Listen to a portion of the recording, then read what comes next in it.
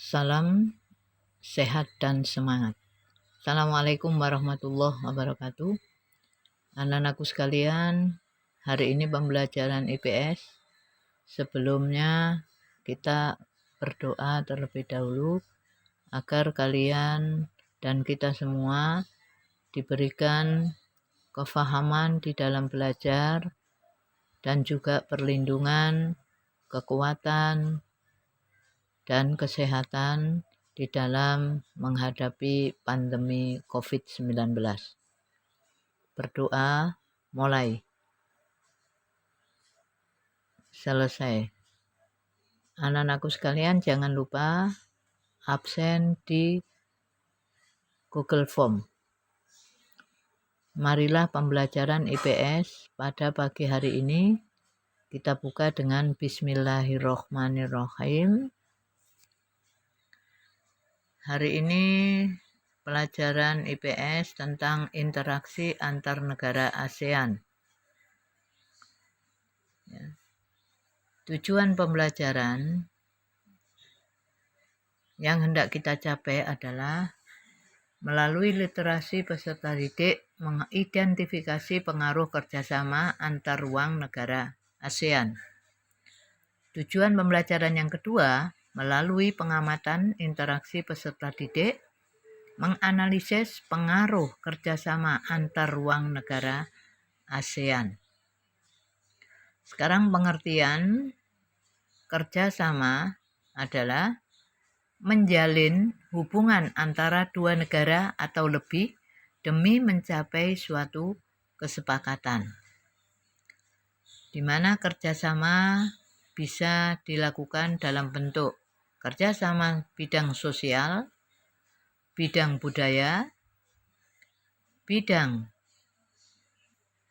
ekonomi, kemudian politik, dan juga bidang pendidikan.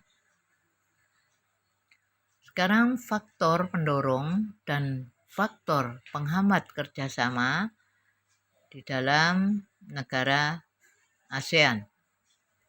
Faktor yang pertama adalah sebagai faktor pendorong adalah adanya kesamaan dan perbedaan sumber daya alam. Kesamaan sumber daya alam antara beberapa negara dapat mendorong terbentuknya kerjasama antara negara. Sebagai contoh, beberapa negara penghasil minyak bumi membentuk suatu kerjasama yang diberi nama OPEC atau Organization of Petroleum Exporting Countries.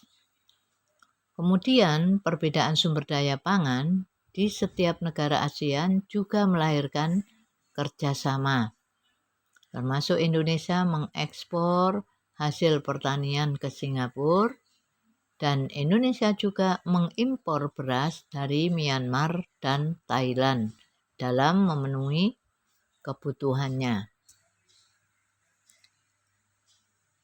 Kemudian perbedaan teknologi.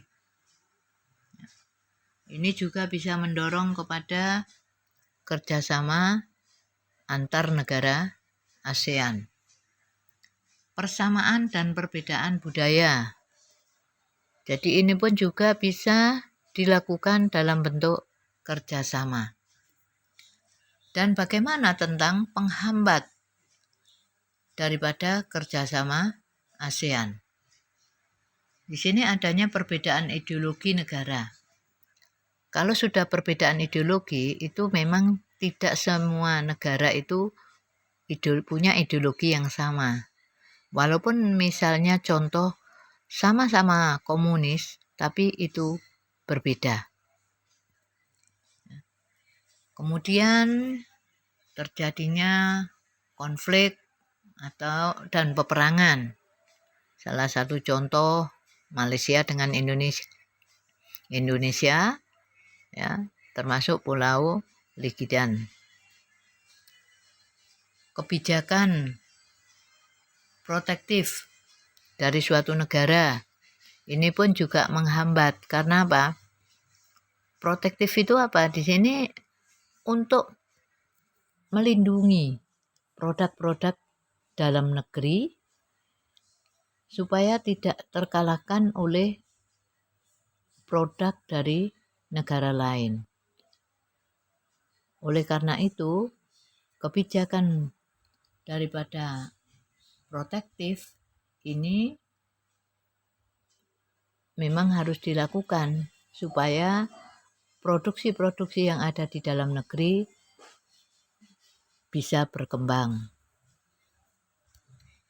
Kemudian perbedaan kepentingan suatu negara ini pun juga sebagai penghambat daripada kerjasama negara ASEAN. Bentuk kerjasama negara ASEAN adalah bidang ekonomi, di mana bidang ekonomi, ya, sini adanya kesepakatan ekonomi Indonesia dan Singapura. Bisa kita lihat bagaimana gambarnya kesepakatan-kesepakatan yang dilakukan oleh Indonesia dengan Singapura.